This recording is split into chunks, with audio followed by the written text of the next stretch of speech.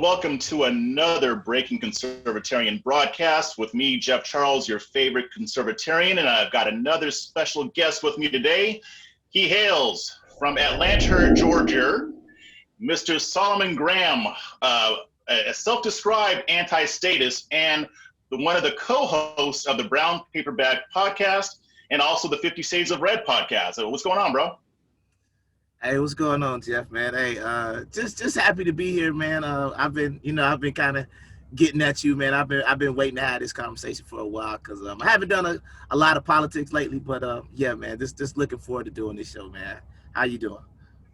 I'm doing well, man. It sounds like you have a lot to get off your chest, so we're definitely gonna do that. I think a lot of people have a lot of stuff to get off their chest right now. So yeah, I definitely got a lot. Oh no, go ahead. My bad.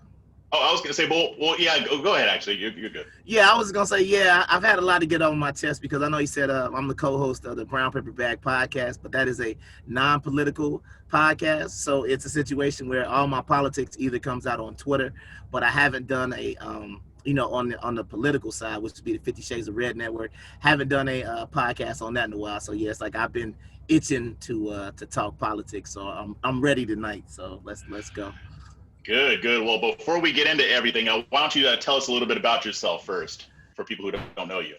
Okay, yeah, like I said, for those who don't know me, and if you follow me right now, you might change it before the end of the podcast. But you can follow me at 50 Shades of Saul G. Like I said, my name is Solomon Graham.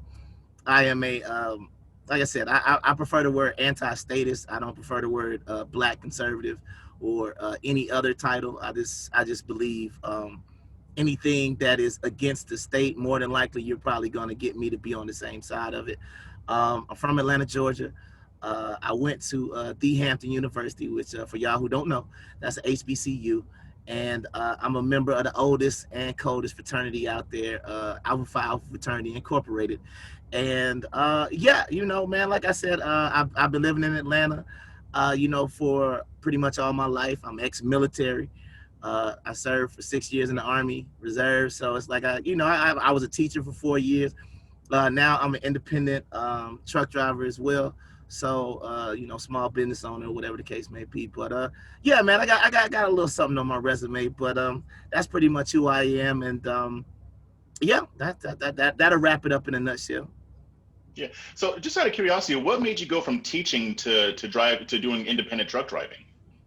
Well, the thing about teaching is I remember growing up, they said if you become a teacher, basically as long as people are having kids, you should always have a job in education, which I found out wasn't true, because what I found out was the majority of teacher salaries are paid through property taxes. So if you remember back in 2010, when we kind of had a little bit of a financial crisis at the I guess you could say like the second year of Obama, so it was kind of sort of coming out of the George Bush era, so we kind of had that whatever you want to call that carryover from the Bush administration going into the Obama administration. And we had, like I said, we were in a little bit of a depression. So being the fact that I was a new teacher, I lost my job. And I worked at a charter school for 2 years. And then after that, I was just like, the schools ain't the problem, it's the parents. But like I said, this would be a whole nother, if we want to go talk about education, that's a whole nother discussion for a whole nother thing. But the reason why, like I said, I stopped being a teacher, I can give you my two quick reasons. Number one, the education system, does not protect males, especially black males. And number two, the parents. The parents are the one who has our education system where it is. So I know a lot of conservatives, you'll say we're for school choice. You'll say, which I'm not against, to be honest. All I'm saying is the majority of the problems that I noticed in the education system were directly because of the house, what's going on in the household. So wow, that's it. Yeah. Wow. So that's why I'm no longer a teacher. Okay. Yeah, we are gonna have to dive into that, because now you got me all curious, and I didn't know that I knew an education somebody who was in education like that. So yeah, definitely at some point we're gonna have to talk about that. Hey, we definitely can. Then that's why I say if you want to get into the trucking industry or the transportation industry for the past 8 years, I got a little insight on that as well, because a lot of people don't know and like I said, I'm not gonna come on here because first of all, I'm gonna let you know I'm not anti-Obama. I don't hate the man. I don't hate his family. But I always tell people that a lot of people don't know that Obama made some changes within the transportation issue that affected what we call independent drivers. So that was something that actually affected me through a president. But like I said, it is what it is. I'm pretty sure when he made the bill, he was doing it for environmental reasons, but he probably didn't realize that the after effects of what he did would actually hurt the independent trucker. So if you want to talk about a little bit of that too, I got a little bit of that on the outside too. So it's just something just to talk about as well. But yeah, I got a little experience in and I dabbled in a little bit of almost everything. So we can have a lot of conversations. But I'm ready. Okay. Cool. So tell us about your podcast. I mean, you guys started just like a few months ago, the Brown Paper Bag podcast. I've seen some episodes, but not all of them. But no, you're fine. Yeah, we started in. You guys cut up on there. we started in May, and the reason why I started the podcast is number one, I look at black media, right, and I say, when it comes to black media, number one, it's all one-sided. Like if you want to talk about the battle between the left and the right, all media, people like Breakfast Club, Ricky Smiley. Tom Joyner's not out anymore, but when he was, it was all on the left.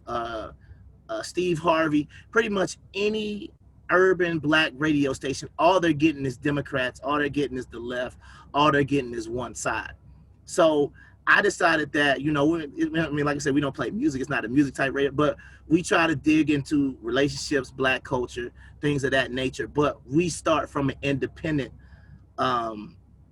standpoint. We don't necessarily go full MAGA. We don't go full Joe Biden. We don't do really any politics at all.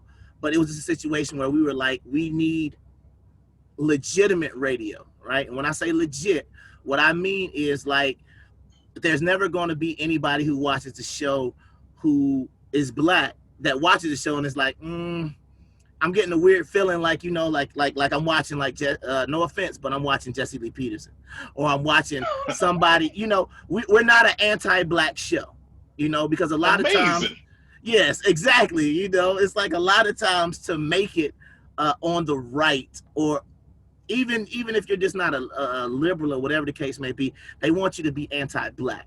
So when we created the show, I created the show with a guy, if you know his story, Corey Frazier, right. We're complete opposite ends of the spectrum, and it works. But we wanted to have a show where we could say, hey, look, we're not willing to attach ourselves to the right. We're not willing to attach ourselves to the Republican Party. We're not willing to attach ourselves to liberals. We're not willing to attach ourselves to the Democrat Party.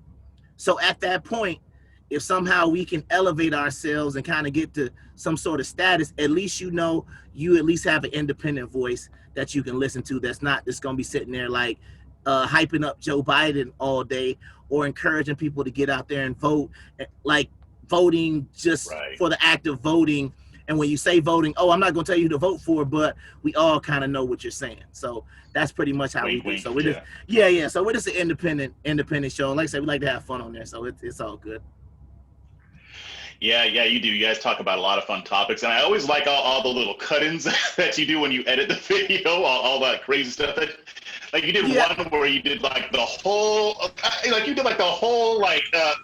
Avengers battle on the last movie, and I'm like, it went on. I'm like, this should be crazy, but it's so entertaining. I loved it, and you giving running commentary through the whole thing. I was like, this is incredible. I love it. Yeah, I mean, I love the entertainment space. I love music, even though a lot of people want to clown a lot of music that comes out, even though they probably don't listen to it on a regular. I love the music. I love the culture. I love movies, you know what I mean? And so, me and you go back, I love comics. I love all these type of things. And I think all of these type of things can really reach a certain audience, but it's a situation where we're not trying to come into it and we're pushing an agenda. Like I said, when I do a show, when you talked about the Avengers, the Game of Thrones thing I did, I've done plenty of different things. We tackle race on the show, but even when I tackle race, it's most of the times even in a comedic form. It's not in I'm bashing one race over the other. It's like we find ways to laugh at each other. So that's just basically one of the major things that I wanted to do. Yeah, well, you definitely succeed at that. I mean, you know me, I'm like absorbed into the political world. So it's, and I mean, I do listen to a lot of podcasts that aren't political, but not one like yours. And I really enjoy listening because I don't tend to watch videos. I tend to Right. just listen because that's just how I am. I'm Yeah. more of an audio guy, Okay. but I love just listening to you guys go back and forth and having fun. It feels like almost Yeah. like I'm there with you guys, just Yeah. This laughing is, it up about whatever, and it's just oh, it's great. right. Well, let me shameless plug here. But speaking of listening to us, yeah, we're now uploading our podcast, so you can now find us on Spotify, iTunes, so pretty much all the major podcast platforms. If you type in Brown Paper Bag Podcast, you should be able to find us. So yeah, this you can look for. So like I said, if you can't watch, you can always listen. So just throw that out there. Good, because that was actually going to be my next question. So that's awesome. So I'll be doing a little bit of both. So Awesome. So let's get into it. So I mean, we already kind of talked about what we wanted to discuss today, but first off, I mean this platinum plan. President Trump, I guess like a little over a week ago, he was in your hometown, and he announced the creation of the platinum plan, and then they released some information on it a little bit before leading up to it. Talk about it. What do you think? Well, this is my thought on the platinum plan for the most part. I am not against, and this is the one thing when I say I'm anti-status, because the one thing I do believe is I believe that taxation is theft. So anytime the government wants to find a way to give me some of my money back, I've kind of reversed. I was like, oh, that's a handout, and I said, wait a minute.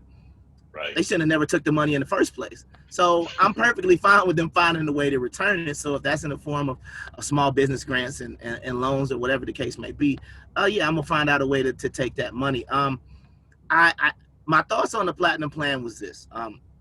Number one, I thought the timing was suspect because you brought it out like a month before the election.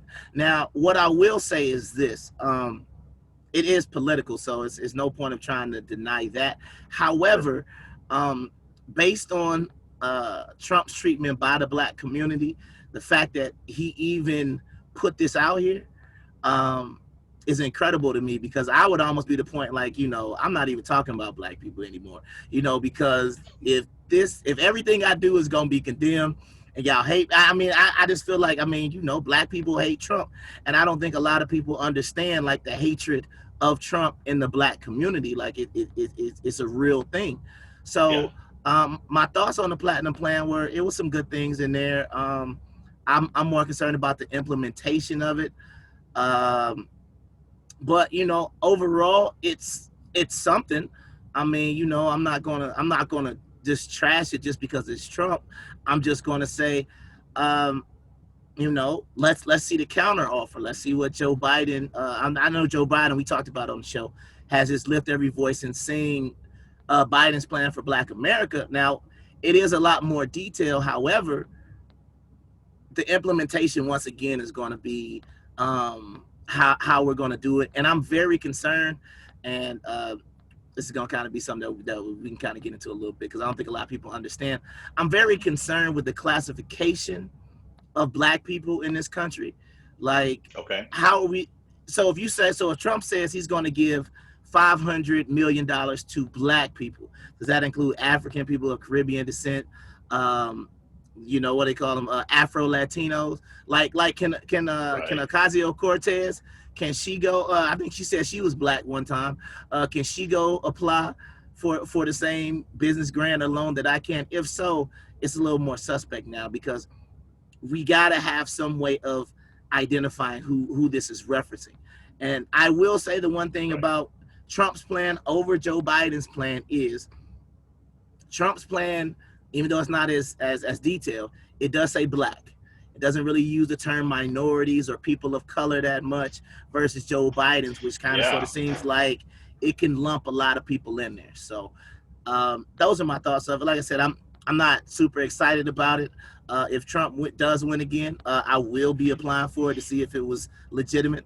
If Biden wins, then guess what? The stuff on his plan, I'm gonna be applying for as well to see if it's legitimate. So those are my thoughts on the platinum plan for the most part. Gotcha. And you know, you notice the same thing I did. I mean, it just straight up says black and African American. There aren't a whole lot of euphemisms there. I mean, it doesn't talk about urban. It's just straight up says black. I mean, when I wrote my article on it, I put that it was unapologetically black, which was shocking to me, especially from a Republican president. And I know that the establishment didn't like it. I mean, and we'll get into that, but I was very taken aback by him putting it out there. Now, I do agree that the timing is suspect. I know they've been working on it for a few months before, but I mean, if you wanted to avoid that criticism, you could have rolled something like that out a lot earlier, and people still would have bashed it, but at least they wouldn't have had that attack against it. And the way I feel about it, you know, I like a lot of the things in there. I like the focus on the free market and entrepreneurship. This isn't about just setting up government programs where you're just dishing out money. This is about helping Black entrepreneurs and just Black people in general gain access to more wealth. And to me, it's a way of addressing the wrongs that the US government did to descendants of slaves. So, and that kind of goes to your other point, like how is it going to be rolled out? And then we don't have a lot of detail on that yet. And I don't know if or when we will. But like I said, if he gets reelected, I mean, we're going to see if this is real or not. But I mean, is it just going to target predominantly Black cities, or I mean, or there's like what you said, it's something you have to sign up for. We don't know any of that yet. But I do think that go ahead. Yeah, no. The only thing I was going to say was I think that when you talk about the whole Trump plan and things about that, once again, I will say that I believe that this was something that was added on, but however, in Trump's original, what he had basically set up and what he's been trying to do since he was president, it wasn't like this was a part of it. So I think that needs to be understood. So if his whole goal was to build the wall, lower taxes, deregulate things, a Black agenda is nowhere in there. And it's not a knock on Trump. It's just a situation where he's run as a Republican. The whole Black agenda thing kind of rubs people the wrong way anyway. So it's a situation for me where I'm like, well, even though the timing is suspect, let's not make it seem like a Black agenda was a reason or something that was in his original 4-year plan.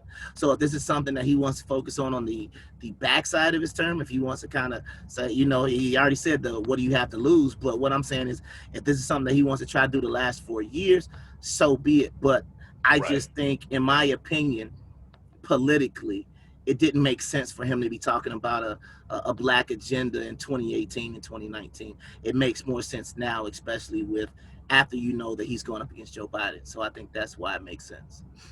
Yeah, that's a really good point. Especially since, I mean, and we're going to get into this in a second. I mean, the establishment would have pushed back a lot harder in 2018 or 2017 or whenever. So I think that now doesn't give them as much room to push back, if they are going to push back, but it seems like they're being really silent on it. So, I mean, and especially with the Black conservative establishment, or, you know, what I call Black Conservative Inc., they've been pretty quiet about it. I haven't heard a single person say anything about it. I know Candace Owens was on, I can't remember what show it was, and they brought up the Platinum Plan, and then she talked about it a little bit, like a couple sentences, and then she pivoted to, you know, attacking the Democrats or whatever. Okay, that's fine, whatever. But why do you think that they're so silent about it? Well, I can look at it for one or two ways, man. The first way I can look at it is, it means to me the plan is actually trying to help Black people, because that's the reason why Black Conservative Inc. is so quiet about it, because it might actually do something positive for Black people, because I don't believe Black Conservative Inc. has the interests of Black people at heart. I feel like Black people, for them, are just a talking point. Black people, for them, are just a way to basically make white conservatives feel more comfortable with some of the racism that they might be dealing with inside, that they haven't dealt with in a long time. So I feel like that's the problem with the reason why they're not talking about it, because my thing is, the majority of Black Conservative Inc., you're MAGA, right? Like, y'all are hashtag MAGA, you know what I mean? Y'all are hashtag CAG, y'all are hashtag Make America Great Again, right? So it would seem like you, being a Black conservative who claims to have the Black community's best interests in need, would be talking about our president's plan to help Black people. But the silence on it just lets me either believe one or two things. And the first part, like I said, it's either actually going to do some good. So anything doing good for black people, they don't really want to have that, because their whole platform was never built on being positive about black people. Their whole platform was built on being negative about black people. And because you got a black face saying it, it is now, oh, let me retweet Candace Owens, let me retweet this person, because, oh, it's a black person saying it, so you can't say I'm racist because look, this black person is saying it. Versus there's not anything where, like for example, there are too many cliches. There are too many cliches that happen. Everything is always, it's nothing positive about black people within Black Conservative Inc. The second thing I would say about it is the reason why they haven't talked about it is maybe because the White House has kind of been maybe trying to create a gap between Black Conservative Inc. and the White House, because of, I think, in my opinion, like Blexit and some of the other Turning Point units said, a lot of these other organizations have been going in the wrong direction since George Floyd. So I feel like maybe they're not talking about it because maybe there's some sort of spite with the White House, because I think the White House, even I think I heard Pastor Darrell Scott said on Sonny Johnson, and like they're not excommunicated, but they are trying to create some space. So those are my two main reasons why I would say I think they're not talking about it.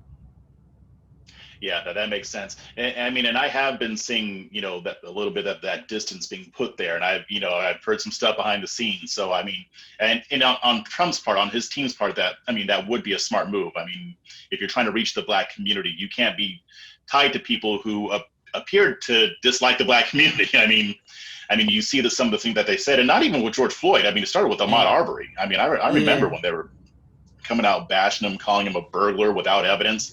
They're very quiet on that now because new facts have come out about the McMichaels, about their neighbor, and about Ahmaud Arbery himself, showing that he wasn't a burglar. And it just seems to me, and I think that your 2 points are correct. I would just add something to that, though, because if they do disagree with the plan, which they probably do, they're not going to say that publicly because they can't really disagree with Trump publicly on something that big. I mean, they might be able to do with like little stuff, like his like the bump stock ban. I've heard them talk about that, but as far as any real disagreement, they don't do that. And I mean, you've seen some of them even talk about, when they try to, recruit certain people. They've said, don't say anything negative about Trump. So I think that might be part of it too. But it's kind of sad, but at the same time, I think that it is kind of, what's the word I wanted to use? Not necessarily exposing, but I mean, that it's basically showcasing where they actually stand on these things. And when you compare it to people who actually, want to affect change in the black community, the difference is differentiation is getting even wider. So it'll be interesting to see how that turns out, especially with the whole, the whole conflict that we've got going on in the world of black conservatives. Yeah, because like that's one thing that I'll kind of mention. I think it's getting very annoying when people use the black community as like a field trip, right?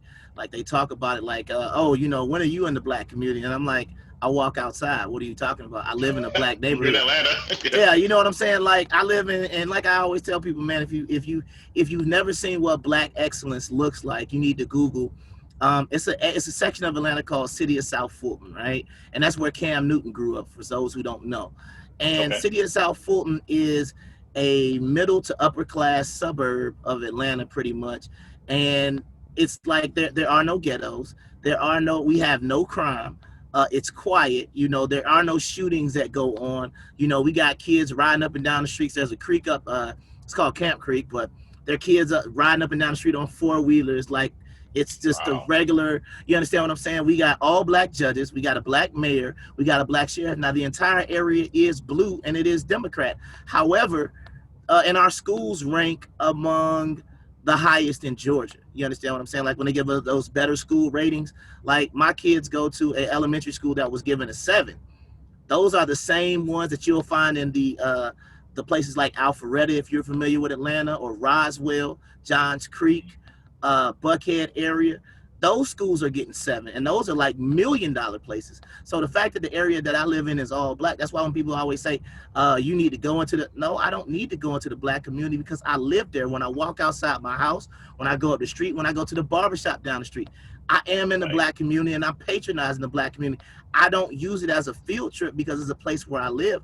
But I feel like people like Candace Owens and a lot of these other people who don't really have any sort of association with black people outside of politics, it gets rather annoying that they keep trying to use my community as like a talking point. It's not a talking point. It's either you support them or you don't. Right. Either you want to see black people succeed or you don't. And I think a lot of times people take that. I remember Black Conservative Inc. made pro-black a bad thing, and that was one thing. I'm like, how did black conservatives make pro-black a bad thing? Everybody's like, oh, well, pro-black means anti-white. I said, okay, so you're I see a lot of pro-Israel and a lot of conservatives Twitter handles. Okay, so if you're pro-Israel, that means you're anti-what? You're anti-Palestine? Is that what you're saying when you say you're pro-Israel? No, it means that you want to see Israel, the state of Israel. I'm not going to go any deeper than that, but you want to see the state of Israel that was formed in 1948. You want to see that Israeli state in the Middle East succeed. So when you say you're pro-Israel, you're not saying you're anti-Saudi Arabia. You're not saying you're anti-Middle East. You're saying you want Israel to succeed. So when I say I'm pro-black, what is wrong with me saying I'm not saying I'm anti-white? It's like there's always people want to adopt the most negative form to try to make something look bad. You understand? You're pro-black. Oh, you must hate white people. I'm like, no. I get called a racist all the time on Twitter. Yeah, but I'm saying, but how much? But honestly, how many of those people actually believe that you're saying you're anti-white, and how many are just saying that because they don't like you saying that you're pro-black? I would just say, I would let the facts speak for themselves. If I'm anti-white, find somebody who knows me off Twitter. You understand what I'm saying? Find somebody who knows me off social media who's, oh yeah, he's a racist. I mean, it's one of the most ridiculous statements that is made to people. Oh, you're pro-black. What if and the other thing I hate is I think you call them whataboutisms. Like, well, what about if I said I was pro-right? I'd be like, honestly, at this point in time, I wouldn't walk around saying that, and it is a double standard. I'm not gonna knock it. It is a double standard. However, if you wanted to claim your people and say, hey, I'm pro-Irish, if you know where your people go back, I'm pro-Scandinavian, I'm pro-German. I don't necessarily think it comes off the same way. Hey, I'm pro, I have family who's from Ireland or Italian, I'm pro-Sicilian. Right. Who's gonna be mad at you saying you're pro-Sicilian? I'll be like, oh, okay. Pro-white, it because of it's got some negative connotations. It's got a negative connotation to it, let's be honest. And it's not my fault. I'm just speaking the truth. I'm not trying to tell you what to say and what not to say. All I'm saying is when I say I'm pro-black, that means I support black business. That means I want to see black people succeed in this country. And that's it. It doesn't mean anything against white people, and white people shouldn't take it personally. I'm like, hey, white people, you can be pro-black too. It's cool. It's fine. You understand what I'm saying? Like, it's not something that you can't be a part of. It just means that, when you talk about black unemployment, oh, why do you talk about black unemployment being so low? Oh, you must be pro-black. Oh, no, I'm not pro-black. well, it's just a Trump thing, right? So those are the ways that I try to look at it. Like when you bring up, oh, black people have jobs, look at all the black businesses that were started under Trump, sound pretty pro-black to me, but it's just like when you put that title on it, then all of a sudden it's like they start to kind of inch away, and it's like, no, it's okay. It's not the militant, I guess, pro-black that you might have been used to seeing maybe back in the 70s, which still wasn't bad, but that's a whole nother story too. But you understand what I'm saying? It's like you can't keep doing all these whataboutisms. So why do you why do you think that so many, and it's not just white conservatives, I mean, because we got black conservatives who shy away from that too, like you just said. Why do you think that they're so hesitant, or it almost seems fearful at a certain point to support somebody saying that they're pro-black? I mean, I have white followers who actually do it, and they have no problem with people saying that they're pro-black, but there's also so many that just seem to shy away from it. Like where do you think that comes from? Well, it comes from the historical racism that exists in the Republican Party, and that has continue to exist in the Republican Party that a lot of people don't want to recognize and speak on. A lot of people want to go back to 1854 and talk about, oh, we were the radical Republican Party. We were the party that freed slaves. And I said, well, if that's your claim to fame from 170 years ago, then we got a lot of work to do, because you've done a horrible job defending or taking care of those group of people that you claimed your forefathers and ancestors were so happy and intent on freeing. So I think the fact that the Democratic Party, don't get me wrong, the Democratic Party doesn't do a better job of speaking about their past ill will, because I always say both parties got blood on the ledgers. The only difference is the Democrat Party actually makes an attempt to at least say, they won't acknowledge their past wrongs, but they'll say, hey, what can we do now? Or what appearance can we make it seem now to at least seem like, oh, they won't talk about it. Like, my whole thing is like this. Sometimes Trump will say, oh, Joe Biden, he can't talk about this. I remember Hillary Clinton during the debates. Oh, she can't say radical Islamic terrorism, right? Okay, go up to a Republican and say, let's talk about reparations. Ooh, dang. Hey, let's talk about anything having to do with black people, right? And it's like, no, I don't want to talk about that. I want to talk about something for all Americans is what they'll try to do. So I think the major issue is, and I think we have to actually go back and look historically what makes sense, right? Let's just. Right. I'm not gonna get into like Southern strategy and stuff like that. I just say it's very simple for me to figure out who the people that I kind of sort of need to distance myself from. And I say America has made it very easy. And I say just follow the Confederate flag. It's a very simple process, right? We understand that people said the war wasn't about slavery.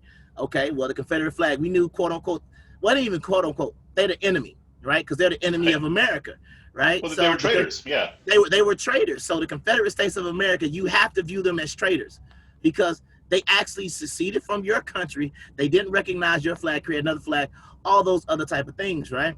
So then if you follow that flag around in history, you will see KKK members carrying that flag. So everybody say, oh, well, the Democrat Party is the party of the KKK. Well, somehow they still identify with that flag. So explain that away to me. So then as you continue to go up, Look at these southern states. How long did it take for Mississippi to get rid of that Confederate flag? Georgia had the Confederate flag. A lot of these southern states had a Confederate flag attached to them. Yep, South Carolina. For an extremely long time. So if I follow the Confederate flag, where is it at right now? You see a Confederate flag right next to a Make America Great Again flag.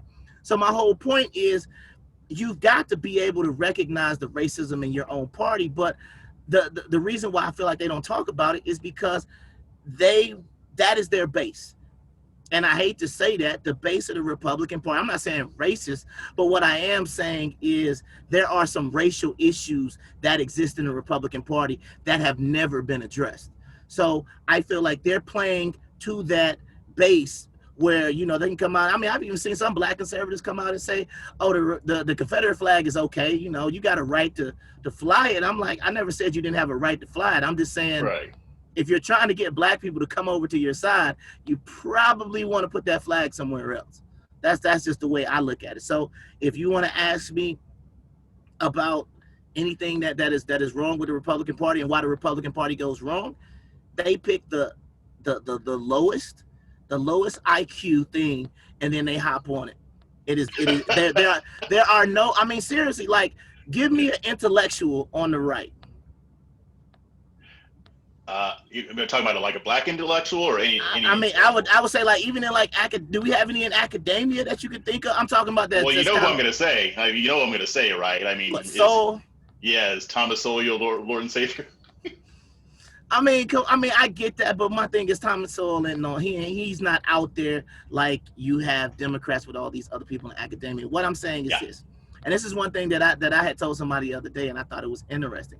I said, so many people on the Republican or the conservative side claim to hate Democrats, but apparently y'all can't get enough of them, because every person that I look at that is technically popular on the right was a former Democrat. Trump, no, Starting off with Trump, right? Trump, ex-Democrat. Yeah. Candace Owens, ex-Democrat. Brandon Tatum, all the people that y'all like, they learned like that recently ex-Democrat. Come on, recently. And it's like you elevated all these people who have not even been in the trenches for an extended period of time or actually believe in what it is. It's like Candace Owens has made her rise in 4 years, and I'm not even trying to knock her right now. But what I am saying is you do realize she was anti-Trump in 2015, and then all of a sudden she switched in 2016, and now y'all make her the standard for not even black, I don't call it black conservative, but it's conservatism as a whole. And I'm like, where do you think she learned her messaging?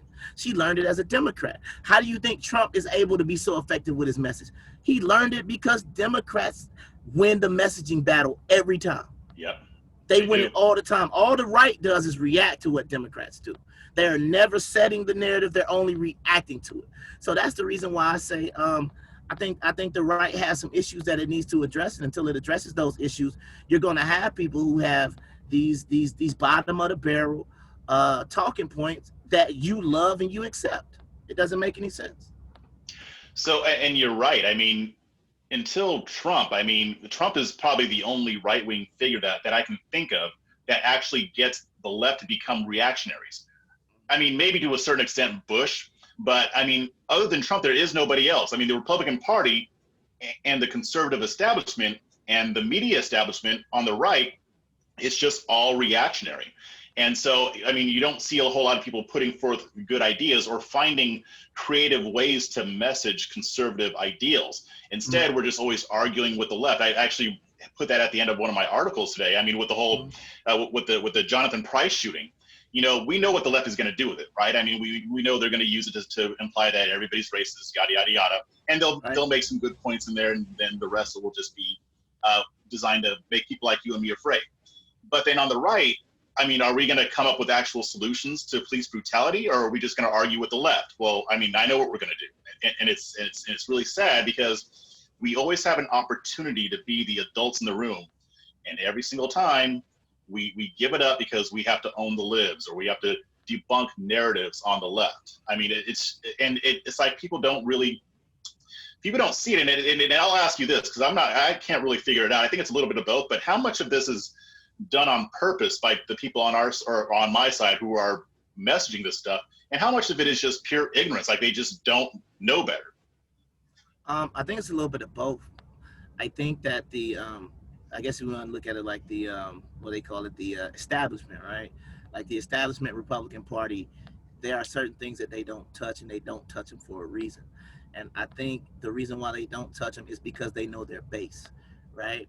So it's almost like when something happens, we can almost like, I can message you and be like, yo, Jeff, I bet this is about to happen. And it's like, before we even know it, it's like you already know what's going to be a response. If there's been a police shooting and it was a white cop and a let's say a black male, or whatever the case may be, unarmed black male, we already know that Conservative Inc. is already, pulling his credit report and his background, and we already know the left is basically getting the torches ready because they're about to go out and march and protest and do what they do. But it's a situation where we've never had anything in the middle. Like everybody, like the fact that we even have people who are somewhat iffy on George Floyd, and it's like, come on now, like, well, he was a criminal.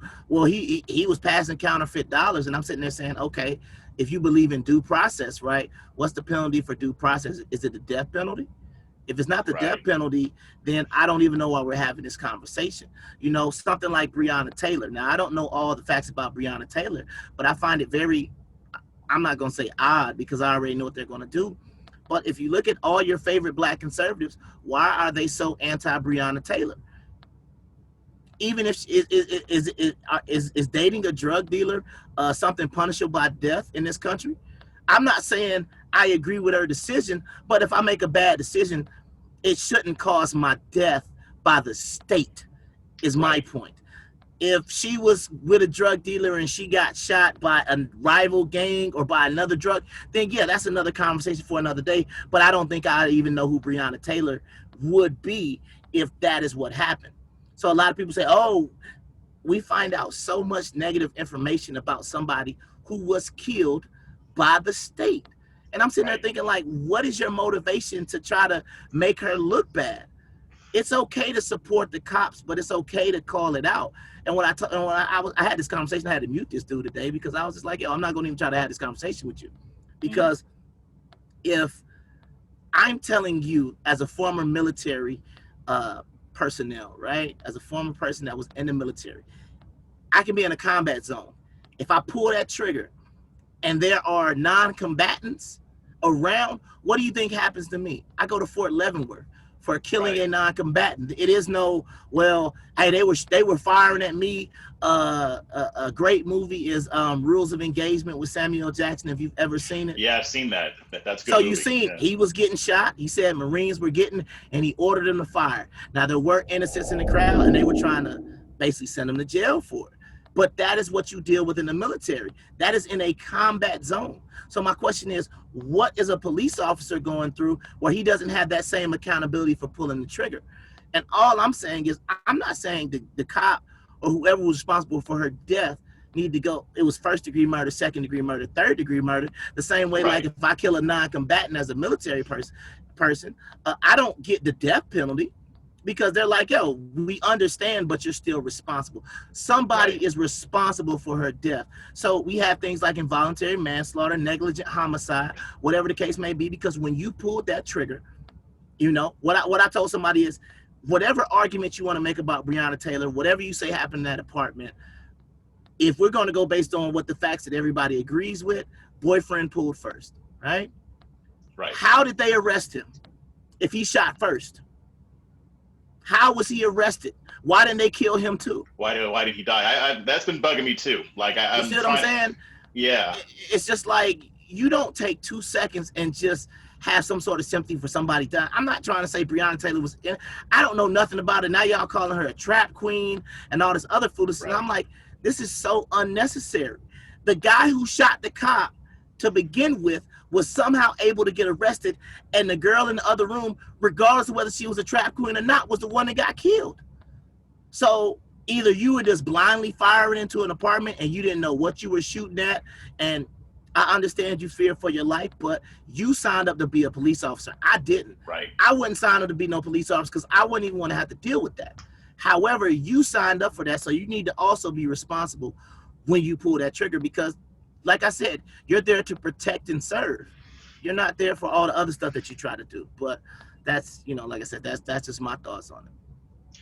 Yeah, I mean, and that whole situation was just wrong from the get-go. I mean, I'm not an officer, and so I could be wrong. But to me, and especially when it comes to drugs, even if you suspect that there are drugs in the house, it just seems to me that there are just 50 million different ways that you could have gone about arresting him. And without having to break into his house to do it. I mean, you could have waited until he got back from work. You could have waited until he left for work and just rushed on him and said, hey, we've got a search warrant. We're going to see what's in that house. Yeah. Going there at like 1 o'clock in the morning, and they claim that they knocked, and there was a witness that said they did, and then there were witnesses that said that they didn't hear it. So, and there's no body cams, which is a whole other issue. They weren't required to have them. So they supposedly knocked on the door. Kenneth Walker said that they were in bed watching a movie. They could have had the volume up. I mean, they didn't hear it, and that's why they ended up letting Walker go. So I mean, it was just I think it was a horrible situation for everybody involved. But the process where it even started, why did the officers who got that warrant even want to perform that operation in that way? Did it have to be done that way? Do you need to break somebody's door down because you suspect there's drugs? I know that it ended up not being a no-knock warrant because they ended up knocking, but even so, why? There were so many other ways to do it. And it took place in like an apartment complex, right? Yeah, it was an apartment complex. And that's my other thing. Like, you know, let's talk about the other people who had nothing to do with that. If I move in to an apartment complex, I don't pick to move in next to a suspected drug dealer or whatever the case may be. You understand what I'm saying? So I don't have any control over that. So to me, it was a lot of things about it, but I would like to say it's not like I don't have any sympathy for the cop, because I do. I feel like they were put in a bad situation, but even when you're placed in a bad situation, somebody is responsible. And at the end of the day, you basically said, well, civilly, we'll pay you $12 million. or whatnot, and maybe that can replace your not having your daughter or your sister or whoever is going to get that money. But criminally, the only thing that we found criminally bad about the situation was you could have potentially endangered your neighbors. That's Right. it. That's why the whole wonton thing. And I was just like, you got to be kidding me. Like, nobody's responsible for taking her life, but you're responsible for the possible people that you could have injured next door who had nothing to do with it. So I just think, like I said, I think it was a bad situation for everybody involved. The cops too. Yeah.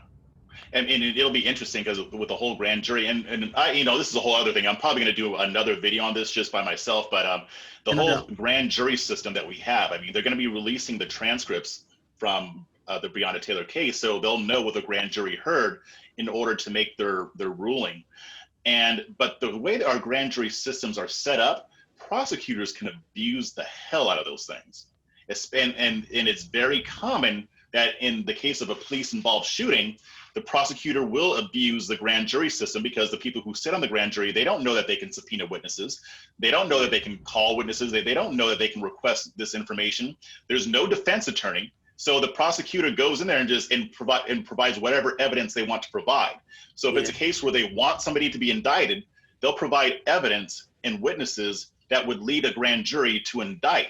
But when it's a case where they don't want somebody to be indicted, they'll present whatever evidence that could potentially absolve the officer while leaving other evidence out. And since the grand jury doesn't know what their rights are, that's how police officers a lot of times end up not being indicted. So it's very possible that I'm not saying that it did happen in this case because we don't know that yet, but the transcripts are going to reveal that. Yeah, and I would just say, like, to the people out there on the right, I just think that there needs to come a certain time where we got to stop just trying to be everything the left does, everything Democrats do. Every time the narrative comes out, you just have to take the opposite stance just to be oppositional. It's not necessary, because I think a lot of people don't understand. You're so pro Second Amendment, right? And all I just ask you is, what would you do if you heard your door kicked in at 12 o'clock at night? You're happy that you got that AR-15. You happy that you bought all those ammunition, right? Because now you don't know what's going on, but you got a Second Amendment right to protect it. So I think sometimes people are just too quick to not even see things in as neutral as a view as possible. What would you have done if you heard your door kicked in and it's your family? And you would have came out guns a-blazing. I would have been like, yo, I didn't know there were cops. Because put it in reverse. Let's say, I've seen some of these videos on Twitter. Let's say he was a very nice shot and he took out 3 cops. Oh, my bad. I didn't know there were cops. Sorry about that. Right. It was a no-knock warrant. Would you take the stance of, oh, he's the Second Amendment trying to defend his home? Or would you say, oh, he needs to get a death penalty because he killed 3 cops? It's a very interesting way to kind of see how you would look at that, because we can always look at it when the citizen is the victim. But let's flip it. Somebody, the citizen is now the aggressor because they got some training. So they came out and they took out 3 cops real quick. And they're like, police. Oh, and then you surrender. Oh, man, I didn't know, man. I'm sorry. What's going to be the narrative then? Are you a cop killer, or are you just a citizen protecting your home and your family? So I just think sometimes people are just too quick to jump on, I got to take the anti-approach of the left and the Democrats. Yeah, there are always so many different angles. Like what you just explained is a whole other angle. And in that situation, would the right back the blue, or would they back the Second Amendment? I mean, those are things that we have to think about that we don't, because we're just so busy. Oh, if the left says this, then we got to be the opposite of it. And it's funny because they make fun of the left for being like that with Trump. Like they always say, oh, if Trump came out in favor of oxygen, all the leftists would die. Well, exactly. I mean, the same thing's kind of true of us too. I mean, if Democrats said, hey, we love water, then we'd all die of thirst. So, I mean, there's enough of that going on both sides. Yeah. But yeah, it will be interesting to see how that turns out with the transcript. But I just, actually, before I go to the next thing, I mean, what do you think it's going to take to get people to start thinking more deeply about these issues? Because you've obviously put thought into this. I have too. And I know a lot of other people have as well. But how do we break or get people to break out of this whole team sports mentality? That's what it is. So what do you think it would take to get out of that? And honestly, this is where I put it. I don't think it's possible, and I thought that the whole COVID-19 thing would have shed some light on it, because when we talk about statism, when we talk about communism, when we talk about socialism, a lot of people talk about mask and mask wearing as some form of, oh, now you're infringing on my rights. Oh, this is so un-American. Oh, this is this. And I sit there and I say, well, we've been telling you all this for decades with us. When y'all supported stop and frisk, oh, but look, crime went down, right? So I can say, oh, well, putting on a mask, oh, look, cases are going down. Do the ends justify the means? And I say no. The only way the ends justify the means is if you can do it in a way that doesn't break any constitutional rights. So honestly, if I have to be, if I have to give a solution, then I would say this. It's not going to change until, honestly, the bodies start piling up on their side. And the state is going to have to be responsible for those bodies. So until that starts happening, until it becomes I don't even want to say the norm, because I don't wish some of the foolishness that I see black people go through, I don't wish that on anybody. But until it really starts to hit home, nothing's really going to be able to change, because people are so caught up on just being a team player. You can't say anything negative. Like some people say, oh, I don't criticize Trump because the left does it enough. Well, if you criticize him, it legitimizes it, because it's an actual, it legitimizes the actual complaint. If we're only going to say everything the Republican does is great and everything the Democrats do is bad, it doesn't legitimize anything, because you can't say 100% of Republican legislation is good and 100% of Democratic legislation is bad. So there's got to be some sort of things that you agree with, but everybody just likes to, oh, well, I'm against green. I'm not talking about the Green New Deal. What I'm talking about is you do realize that other people do sponsor these other types of bills. So honestly, I think that we are getting more partisan, but the problem is, and what a lot of conservatives don't realize is, everybody knows where this country is going. And everybody's already talked about the demographic changes that are going to take place in this country. So if you don't make allies now, like in 20, 30 years from now, all the socialism stuff, the Venezuela stuff, I don't want America to become Venezuela. It's going to become Venezuela because you chose the state over your fellow citizen. And that's just the way I look at it. Wow. Yeah. Yeah, it's true. It's definitely the truth. I mean, you can't support statism in one area and then oppose it in another. We're supposed to be we're supposed to be the people that don't trust the government. And I'm okay with Back the Blue, but I'm not okay with Back the Blue no matter what. These are government officials, they're government foot soldiers, so we need to treat them as such. That doesn't mean that we need to demonize them, but there needs to be accountability there. I mean, I would wonder, what the founding fathers would think of if they knew that the people who say that they agree with the founding fathers and revere them, but then they're okay with statist violence as long as it fits into a certain mold. I mean, it's just it's crazy. And I think that some attitudes are changing. I am seeing that. I'm like the way that a lot of conservatives reacted to George Floyd. I know we had the people who were demonizing him, but the vast majority I saw were condemning that officer. Right. If this had happened 5 years ago, that wouldn't have been the case. So I do see that there's changes happening, but there needs to be more of a shift so that we can actually reform. Now, one thing I will say that I do this is a prediction, just depending on what happens. Mm-hmm. If Joe Biden wins and he shuts down the country, and they want to do mandatory mask enforcement now, right? And let's say the Democrats have the same situation Trump had. They now control all three houses.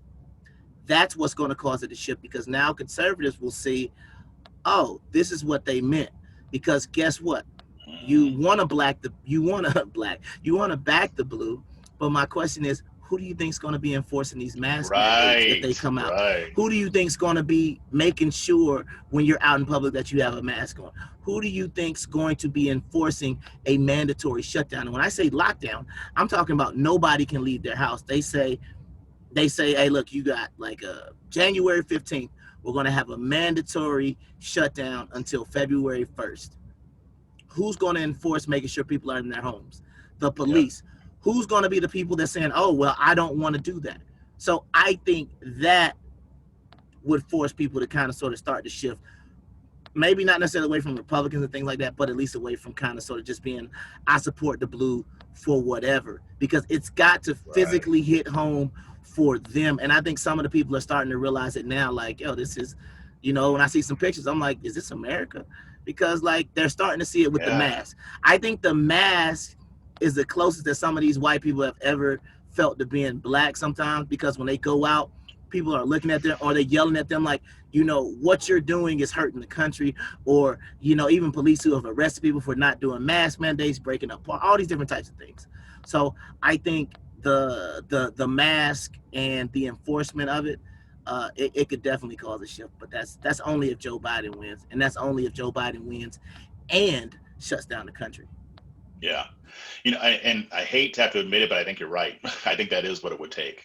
But we've talked about that enough. How about, so just to switch gears, that debate though,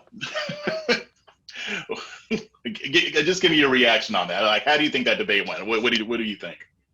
I mean, I guess like the way I had to look at it was, in my opinion, I say, even though you know they're going to find something, never give the so-called enemy, in this case, and your opponent, I'm not going to say the enemy, never give your opponent ammunition. And I felt like Trump, he had the upper hand in the debate, in my opinion, because he has, to me, Joe Biden's not going to be a great debater. You already know this is where Trump was supposed to like flex his muscle, if you will. But he ended up, and I gotta agree with the left. He looked like a bully up there. I mean, he was interrupting. He wasn't patient. And my thing is this, and I get it. You got to understand that the cards are going to be stacked up against you anyway. I think, and we'll see Wednesday. I think Mike Pence is going to be able to be very good in the debate, because I don't see him interrupting Kamala Harris. I don't see him being ultra aggressive. He knows how to, air quote, play president. And I wish Trump knew how to do that at that point in time, because that debate to me was a bad thing. Yeah, you can say, oh, he hit him on a couple of points, but my question is, what point did he win? And I could even flip it and say, well, Joe Biden was just basically a counter puncher, but it's not like Joe Biden was landing haymakers. It was just like, oh, well, I want to be a president for everybody. I'm just not trying to please this, because Trump spent too much time talking about his family, talking about Hunter Biden, because I'm not going to the polls. Everything that happened with Hunter Biden, I'm to the point now where don't talk to me about Hillary. Don't talk to me about any political figure if they ain't going to jail. You understand what I'm saying? Like at this point, oh, Joe Biden did all this stuff with who, so. Did he go to jail for it? Okay, cool. Is Joe Biden going to jail for that? Okay, so what are we talking about here? Because how does that affect my paycheck? You know, that's what I've always been, a policy, not a person guy. So if Joe Biden is president, Hunter Biden's not running. So, but you know, he could probably try to do some. Well, you know, people do that all the time. I'm not saying it's right, but what I'm saying is it illegal? Is it suspect? Yeah, but is it illegal? And does it? Who's voting for Joe Biden because, or who's not voting for Joe Biden because of Hunter Biden? I would probably say less than 100 people. Oh, I heard about the stuff with Hunter Biden, I'm not voting for Joe Biden. I thought that the debate was embarrassing for the country, because you got to understand, these are the two men that we both have said, like, you got to understand, I don't necessarily think the president is supposed to well, in my opinion, he's technically supposed to represent the best of us.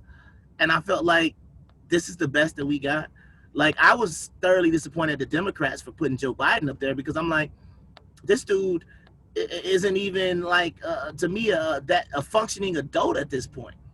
But I would have much rather seen some of the younger people get in there. Like, you know, I was somewhat hashtag gang. I would have loved to see some of the non-political people actually get a shot, because it's not like I dislike Trump.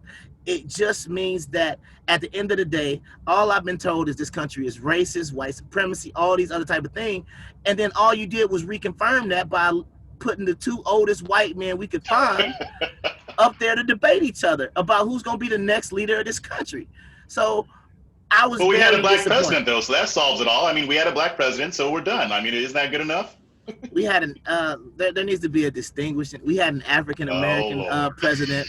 Yeah. No. I'm gonna do it just like everybody did with Kamala. If we go actually recognize the differences in black people, and don't even try to go ahead and call me out. Let me explain myself. Barack Obama was the first African American president. Why? Because his daddy was from Kenya. If we're talking about Kamala Harris and you want to use the term black, like I had to tell this dude from England the other day on Twitter, black is a term for an American person of African descent. That is what it is. So don't be trying to claim black in England. Don't be saying black African sounds like an oxymoron to me at this point. So I'm just like, it doesn't even make any sense. So like Kamala Harris, she could be the first Jamaican or Indian American. She won't be the first. She's not going to be the first black woman as president. So if we're going to actually start separating black people and actually recognizing like, oh, you know, just like white people can be Irish, Italian, German, Scandinavian, and we're going to recognize black people in the same manner, then yeah, Barack Obama was the first African American president. He wasn't the first black one. Let's go ahead and get that out the way because his daddy was from Kenya. I'm perfectly fine with that. That's not a knock to Barack Obama. That's just the truth. But what I'm not going to do is make it seem like just because he was elected that fixed everything. So I just think that the debates, and it even goes back to the Democratic debates. We didn't. I mean, who was second runner-up? Bernie. So we're still going. We're still going down that same. Close. Come on, you see what I'm saying? It's like our top three that we had was like old white men. So I'm sitting there thinking like, regardless of whatever y'all said or what y'all been riding about, y'all been complaining about Trump the whole time. We still got old white men, and if it wasn't Biden, it was gonna be Bernie. You went to the polls, and I'm speaking to Democrats right now. You went to the polls, and that's what you decided was the best challenger for the model of white supremacy and neo-Nazism that you've made Trump out to be. Was another old white man. I was like, man, we gonna get the blackest. I mean, I didn't even. I was trying to think of Wesley Snipes. Man, come on, man. Like, nah, I didn't even want to get Wesley Snipes. I was thinking about like, man, I was like, man, honestly, like we got to get somebody like on like a DL Hughley level or something like that. I was like, y'all are gonna get the most like who was an ex-Black Panther. I mean, he got to have the resume of all resumes. Who y'all was going, and then it was just like, oh, it's Joe Biden. And then it's like, you know, you start going through it and you're like, oh man, it's like, all right, I was like, you know, I'm not going to be negative about Joe Biden. Then it's like you scroll down on Twitter and you see the thing about, oh, you know, he talked about the whole cockroaches and swinging on my legs. Okay. Then it's just like, oh, wait, they got this other video. Oh, he was against bus segregation. Okay. Okay, yeah. Oh, maybe he apologized. No, he don't apologize for the 94 crime bill. No, he doesn't. He doesn't have to. Oh, okay.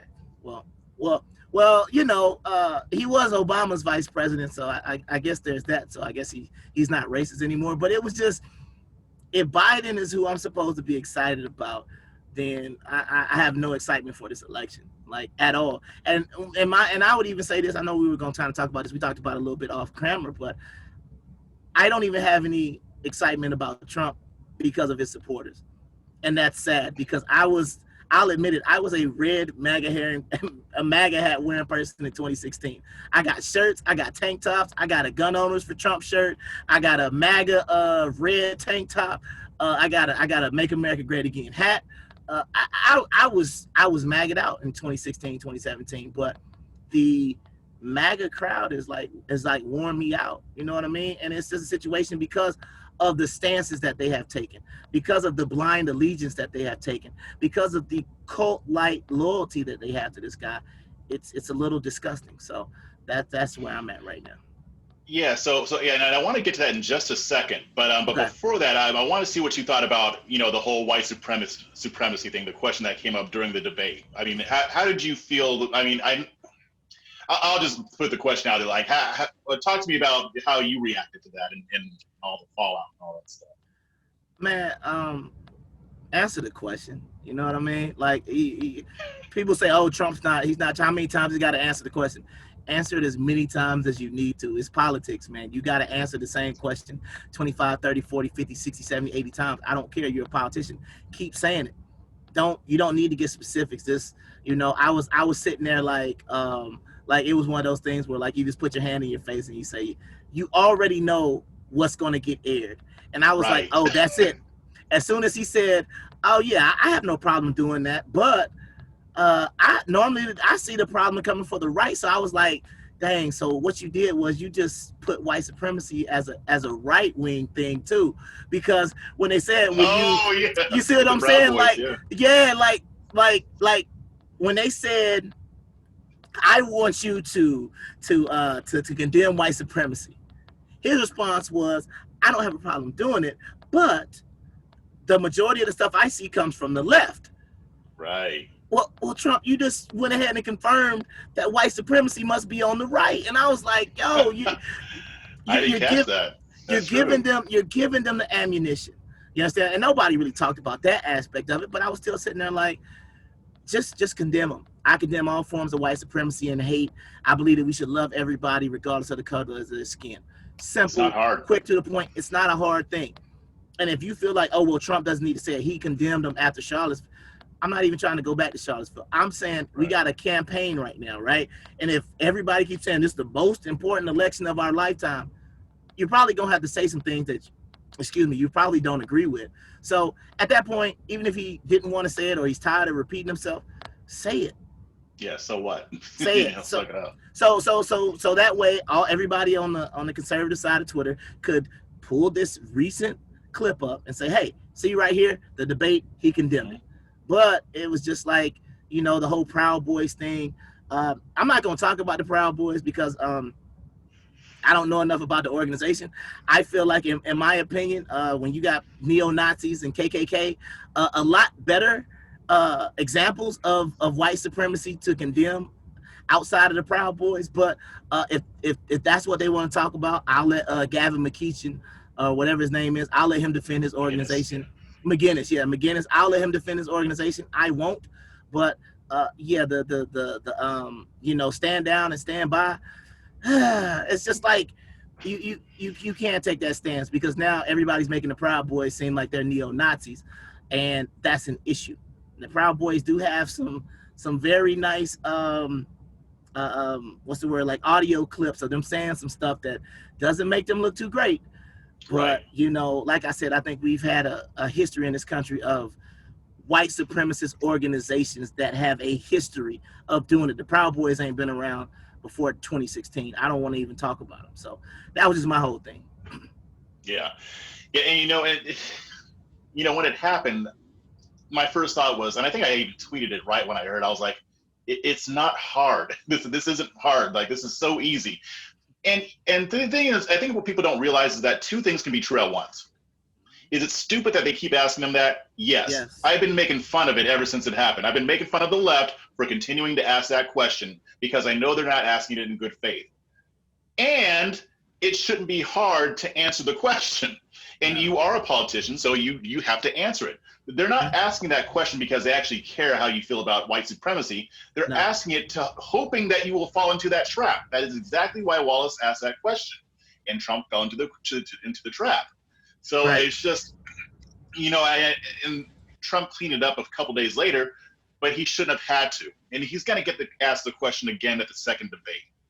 And what's sad is if we have one. You think we're going to have a second debate? If we have one. Yeah, I think we will because they're talking about doing it virtually if he doesn't test negative for the virus. But either way, it's going to come up again. I mean, they're going to debate again at some point. Right. And I wish I could say, oh, well, he probably learned from that first debate. But I can't say that because, for better or worse, it's Trump. I mean. And you don't know. You don't have no idea if somebody talks to him. He's so unpredictable with that stuff. But I mean, it's easy.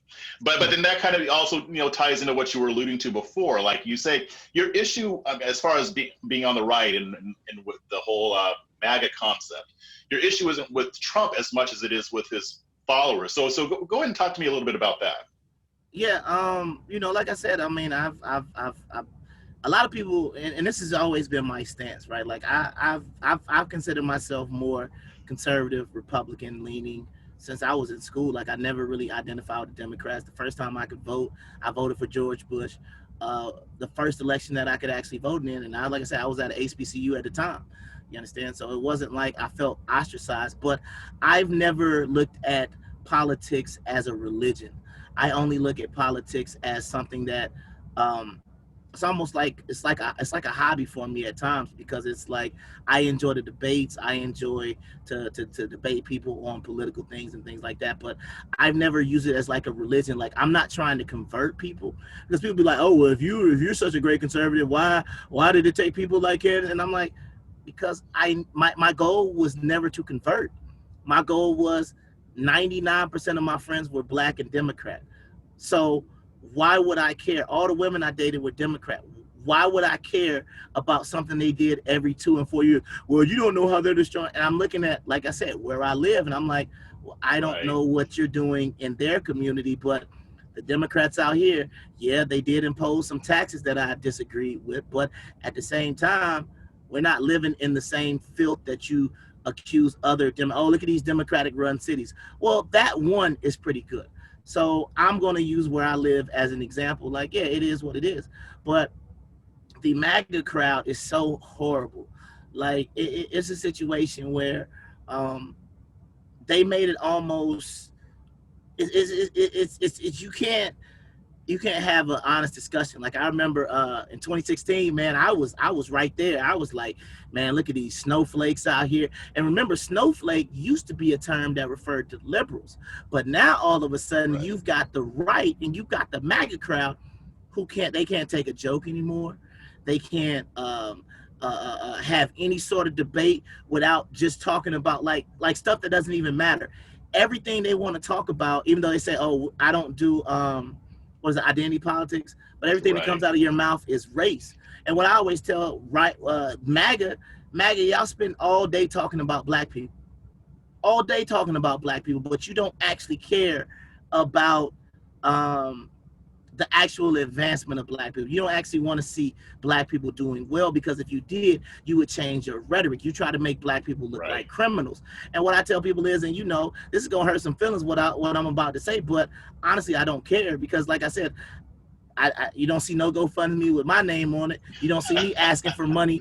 I'm not one of these grifters out here on the right or whatever the case may be. So I honestly don't care what you think about me. But when I hear MAGA, when I hear conservatives talk only about black abortion, I'm sitting there thinking to myself, like, I don't believe you honestly believe that. You just want a statistic that you can hold in front of black people to make them look negative, and I'll explain to you why.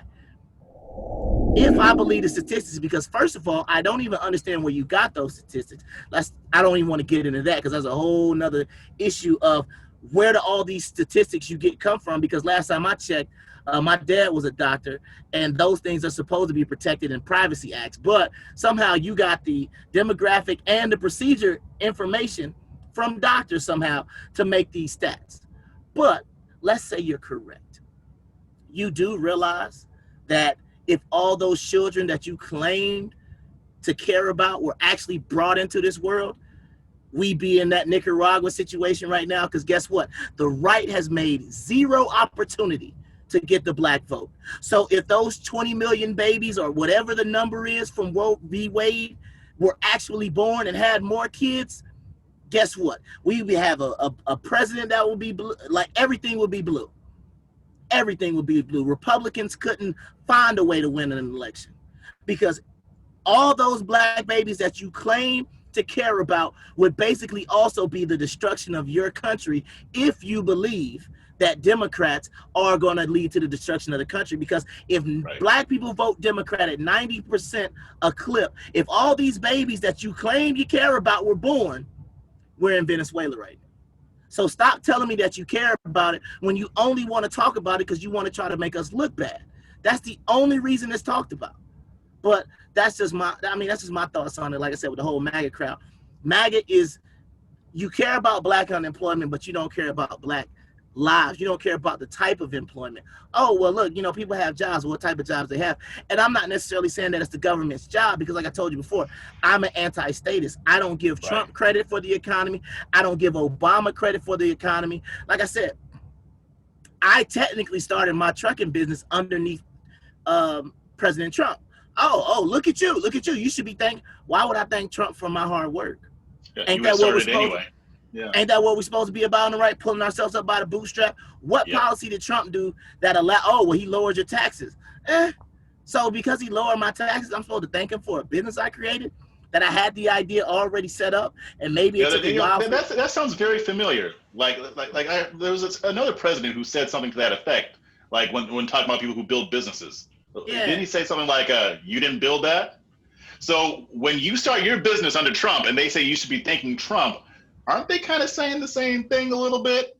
I mean, the thing is, you started your business. You deserve the credit. Right, and that's all I'm saying. So when you talk about black unemployment, I'm saying, great, black people are going to work. You're saying, great, look at what Trump is doing. I'm saying, no, this is the problem that we have. Everybody wants to give their person a point. You see what I'm saying? It's like, I can't do anything that happens under Trump. Right, like I could even say, I'm in the plans of buying my house or whatever the case may be. People know I got plans to buy a farm. If that happens under Trump, why should I give Trump credit for my hard work? I don't give Trump credit for my hard work. I can be appreciative of some of the things he might have gotten out the way. I can be appreciative of some of the programs he did. But guess what? I still had to qualify for the program. I still had to fill it out. There are still plenty of things that I had to do as an individual that I don't want to give credit to as well. The same way I had told you earlier, I don't blame Obama for the failure of my business, even though one of his regulations could technically be called the direct result of that. Right. There were decisions that I also made and financial things that I did that I could have done differently. And that might have been the reason why my business failed at first. And now it's working. But I'm still under the same Obama regulation. I just found a way to make it work for me. So it's just learning situations. So the same way I don't credit Trump for my success now, I don't blame Obama for my failure earlier. And I think sometimes we claim that we're anti-state, we're anti-government, but y'all love saying, oh, this is Trump's economy. No, this is the American people's economy. Yeah, it's in Trump's economy. It's in Obama's economy. I'm sitting there thinking, like, why does everybody always credit the president with the economy? It's us spending the money. It doesn't make sense, but that's what I'm at. And that's always been kind of a dishonest argument, whether it's the right or the left using it. I mean, people who follow politics know that the president doesn't have direct control over the economy, whether it's bad or good. Now, they can do things to influence it, which Trump has and which Obama did. They can do things that influence it, but they don't have 100% direct control over America's economy. So, I mean, that's always been kind of a moot point. And it's one of those things that everybody knows, but nobody really wants to admit, especially when it benefits their side. Right. I mean, the only time we'll say the only time that people will say that the president doesn't have much control over the economy is if it goes down when Trump's in office. They'll be like, oh, well, Trump doesn't have direct control over the economy. But when it's doing well, hey, this is Trump's economy. And I'm like, we all know that this is ridiculous, but none of us want to admit it. So it's just kind of one of those weird things. Right, but it's the same way the left, they handed this economy over to Trump as soon as COVID hit. It was based on Obama's economy for the past 3 years. Oh, this is Obama's stock market. Then as soon as COVID hit, oh no, it's Trump's now. So whatever happens after this point, it's Trump. So I mean, I think we number one, and it's left and right, Democrat and Republican, we give them too much credit for what we do as individuals. If I go get a job, you can say, oh well, like when they say Trump created 10 million jobs last month, and I'm like, how? Did he open up 1,000 or 10,000 hotels? I mean, how did he create, 10 million jobs? Oh, well, he deregulated. No. Give that American business or give that person the credit. You can say Trump assisted. Yeah, that's the way I look at it. Like, look, if it's like basketball. I'm the one scoring the point. Yeah, you might have passed me the ball, but I still had to put the ball in the hole. You understand what I'm saying? Yep. It ain't no assist if you throw it to me and I miss. So I'm like, give the American people their credit. And stop trying to put it into a politician because, like I said, you're a part of a cult-like following where you can't say anything negative about this man and still somehow have some sort of legitimacy. I think that's one thing that I would ask, that needs to change. You need to call him out because not like the left does it either. Everybody says, oh, well, nobody called Barack Obama on it. Okay, so give me something you disagree with on Trump for the last 4 years. And it's just crickets. And it's just like, okay, so you're doing the same thing that they did with Obama. Okay, I just wanted to make sure we're on the same page. That's the reason why I don't consider myself a Republican, a conservative, or on the right anymore. And I moved to the end as an independent with conservative values or anti-statist, because I felt like when you play these political games, everybody loses. Like right now, the Republicans and conservatives are so entrenched, you wouldn't be willing to vote for a Democrat to make a point, right? You wouldn't vote Mitch McConnell out right now, even though nobody on the right really likes Mitch McConnell. If Mitch McConnell, I don't think he's on the ballot, but would you vote Democrat to prove a point to Mitch McConnell and say, you're not being conservative, you're not living up to my values, I'm going to vote Democrat, and y'all need to get it together in the next 2 to 6 years? You won't do it because you're so entrenched on your side. And I'm not going to use the P word. It kind of sounds like PlayStation, but it's a place where a lot of our ancestors used to live. I'm not going to use that word, but the same thing you accuse Black people and the left of being on, you're on the same thing, but it's just on the right. And you're entrenched, and you won't vote Democrat, and you won't hold your politicians accountable. So why do you expect anything different from Democrats or Black people on the left? Nobody's held accountable. Yeah, that is true. I mean, it just seems like, and it just seems like when I hear people complain about it, it's just a lot of theater. I mean, just to go back to something you were saying before, like with the whole abortion issue with the Black community, they do the same thing with gang violence and Black on Black crime. And I'm like, you guys don't know how much you are doing to repel Black voters, because they know that you don't give a shit. Like, they know that you don't really care about Black on Black crime. No. They know how it would look if you actually did care about Black on Black crime. And, we can say that Democrat-run cities are some of the worst. And I've said that too, but I'm not talking about all Democrat-run cities. You just told me. I mean, there's a lot in your area, in Atlanta and Georgia. And no, it's not because Georgia has a Republican governor. The sad reality that the right does not want to own up to is that Democrats get the Black vote because they actually try to get it. And guess what? In a lot of cases, they produce results. Do I think that conservative solutions would always be better? Yeah, most of the time. Maybe not all the time, but most of the time. But it doesn't matter because you won't compete. And then you've got these people up here pretending to care about Black on Black crime when you know good and hell well you don't care about the Black kid that was shot by gang members last week. You want to bring it up. You want to do an entire thread about it, but you won't call the GOP out on the carpet because they're letting the Democrats do it.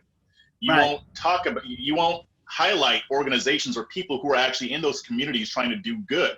I mean, you got somebody like Shakema Menaket, Black Republican, Trump supporter in North Charleston, South Carolina, and he's doing a lot of things in his community. He runs a community resource center. That's the guy that you should be reporting on. I don't care about Black on Black crime unless you actually have a solution for it. And there are people who do try to put forth solutions. But if you're not putting forth solutions, then stop pretending, because you're not fooling anybody. Right. But the other thing about it is when people like make the comparisons, oh, look at how bad this is. When you talk about the bad Democrat cities, it's always kind of sort of comes back to a Black thing, because like you don't realize that the other half of that, like the cities or the areas with the highest incomes and the best schools and things like that, they're basically all Democrats. So what are your response to those type of things? If you look at the top 10 cities in this country, if you look at the top 10 areas for Black people to live, they're all Democrat areas. And I'm sitting there trying to tell people, like, you can't just say that. And I know people will pull up the same thing. Oh, the poorest states in the union, they're all red. So it's a situation where you can't always put everything or attribute everything to a party, but you've got to be able to realize that there are flaws in everybody's argument and logic, but you have to be a little bit above it and say, well, it might work there, but imagine what could be done if, you had a conservative in there, then that tax they just added in the city of South Fulton that we didn't need, like I said, that caused my electric bill to go up for no reason at all. And I haven't seen any, any type of whatever that tax went towards. I don't know what, but at the same time, I'm sitting there thinking to myself, yeah, I get that. And you can approach that. But the problem is people on the, like this the problem with a lot of and I'm gonna talk to white conservatives for a little bit. You don't realize that there are middle and upper class black suburbs, and you don't when you feel like the Democrats, because this is my whole thing, and this is what I had to ask somebody, right? I said I make 6 figures a year. You know, I'm about to have 2 houses. You know, I'm doing pretty well for myself. So when the Democrats come out and say, okay, we'll offer you criminal justice reform, no criminal record, what you got? Abortion. Nah, I'm probably gonna end up having about 15 kids. What else you got? You know what I mean? Oh, well, better schools. I'm either gonna homeschool my kids or I'm gonna do private school. What else you got? Oh, well, you know, welfare. We can give you food stamps, this, and this. Nah, I don't need that. I can, you know, I give my wife plenty of money for food. We're good, right? And there's a situation where what actually is the Democrat Party offering me, right? Then you do the same thing with the Republicans. Republicans, what do you got for me? Well, you know, we're pro-life. Okay, cool. I got plenty of kids, but that ain't on the ballot. What else you got for me? Well, we can lower your taxes.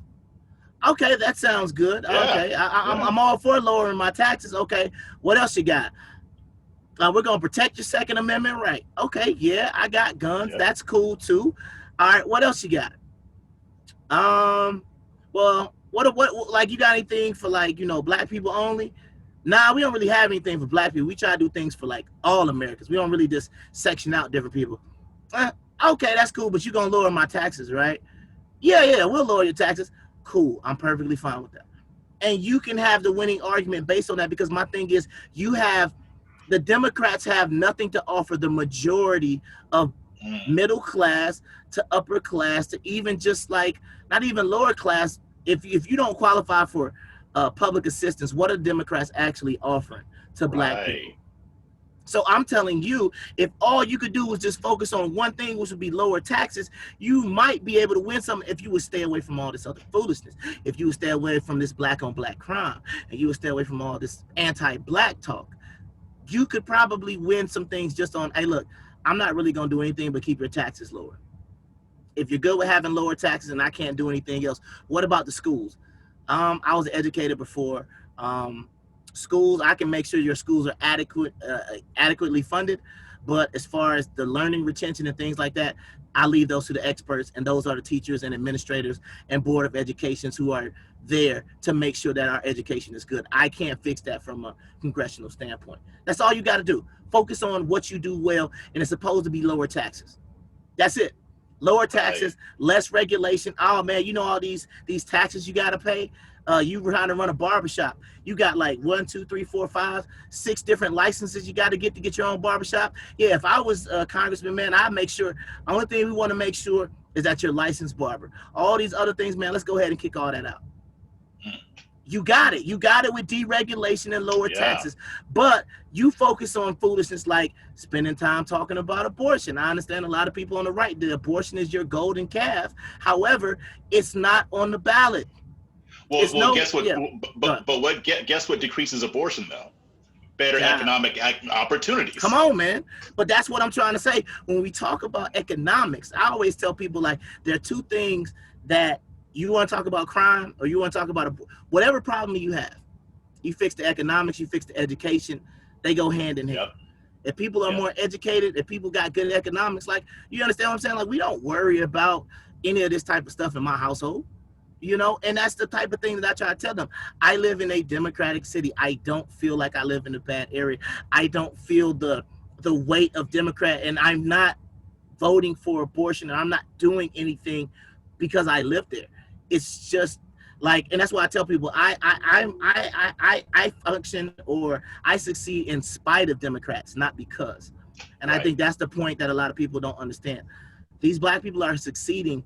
It's not the Democratic policies that are making them succeed. It's them. But they just happen to vote Democrat because the Republican Party doesn't offer them a legitimate choice. You know, I think the way you put all that, I mean, all of that was powerful. I mean, especially when you talk about the differences between what the Democratic Party can offer somebody like you and what the Republican Party can offer somebody like you. And I think that a lot of times and this isn't really on the right or the left, it's both. I mean, I think when people think about the Black community, they're only thinking about the Black people who live in the hood. Yeah. But the reality is that most of us don't. I mean, there are plenty of us who live out in the suburbs, and there are plenty of us who live in more affluent areas. I know that there's a disparity with the wealth gap and all that. I get that. But the majority of Black people are not living in poverty, and the majority of Black people do not need government programs or welfare.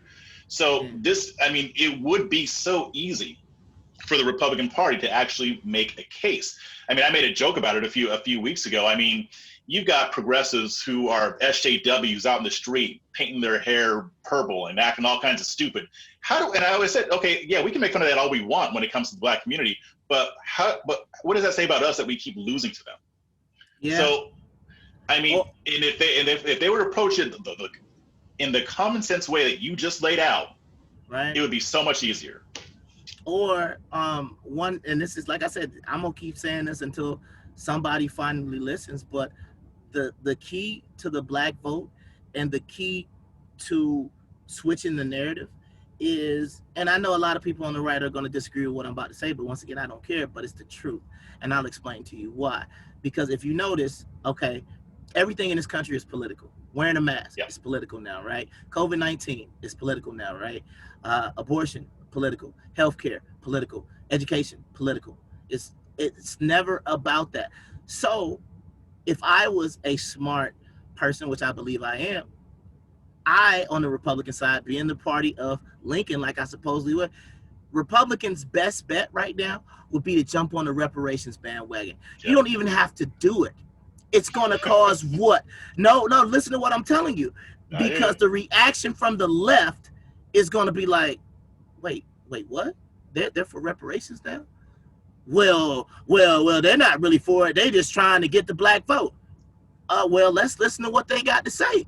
You understand what I'm saying?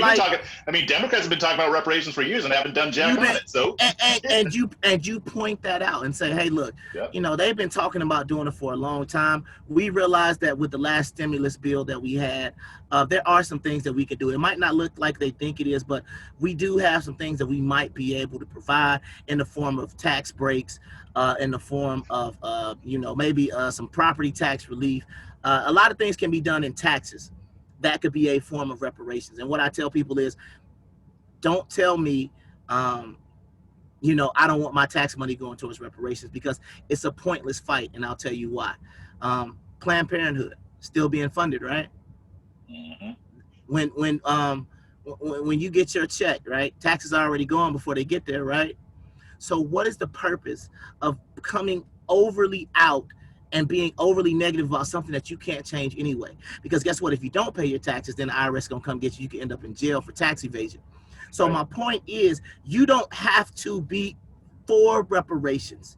The only thing you don't even have to, because we're talking about the government, what's the chances of them even getting it done?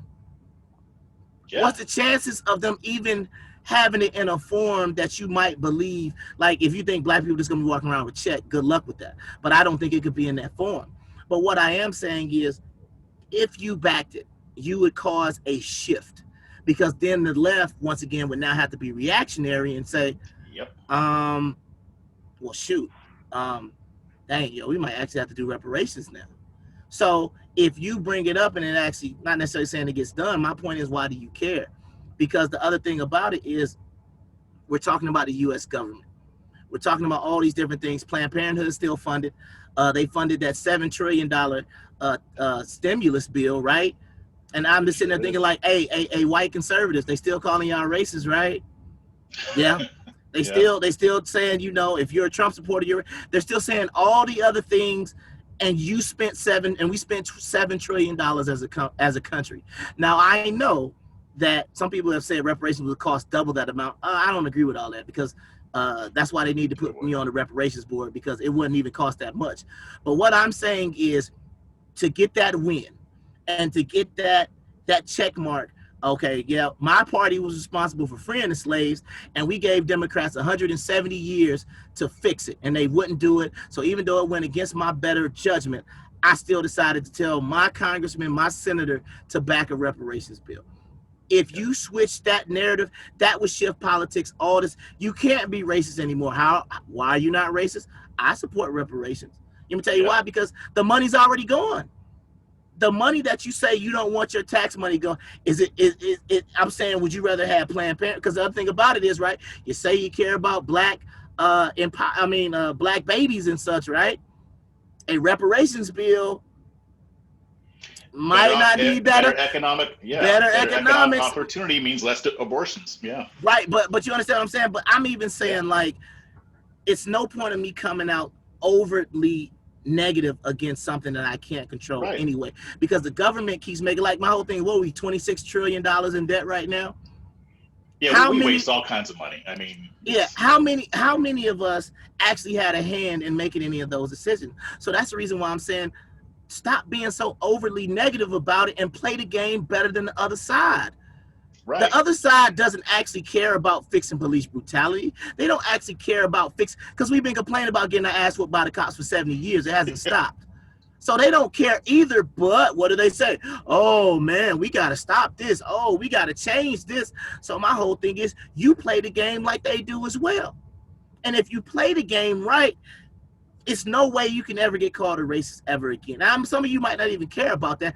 I'm not saying you don't do it because you're a racist. What I am telling you is, politics is about strategy, and the right and Republicans, you're doing it all wrong. And what I'm saying is, you cause somebody, like, look at what Trump has done in 4 years. He came in and just said, oh, no, I know this is the way y'all used to do things, but I'm going to do it this way. And you see how he just kind of sort of jacked, like everybody now is like, yo, I didn't even know the media was biased before 2016. You know what I mean? Like, think about all the stuff that Trump has just been kind of sort of exposed in his 4 years, because he decided to go against the grain. But it's like, you still take this one thing, something like reparations, which I know you hate to hear, but at the same time, it's something that I think the right is losing on this one. And if you could focus that energy and make the left reactionary to the right support reparations, what do you think is going to happen? Yeah, exactly. And I think the problem is the lack of education. I mean, when they hear the word reparations, they think that it's just going to be a bunch of white people writing checks directly to black people, and that's how it's going to work. No, not necessarily. It doesn't even have to be where the government is sending black people just checks in the mail. That's not what's going to happen, if it actually does happen. But realistically, even if the government did do it, how does that really harm anything? I mean, we've got so much money going towards Planned Parenthood. We're not up in arms about that. But you talk about reparations, and they get crazy about it. So, I mean, it's at least worth having the conversation to see what the government can do to address the wrongs that the U.S. government did to descendants of slaves. And not just for slavery, but also for Jim Crow, redlining, all of that. Yeah. Right. And I'm even saying, like, it's not just, stop looking at it like, because I think that the main thing is, it's not, you do understand that black people still pay taxes, right? So we're technically paying for something that we're going to get back. So people are like, well, my parents never owned slaves. Well, neither did mine, but I still pay taxes. So if they decide they want to give some of it back, why are you complaining about it?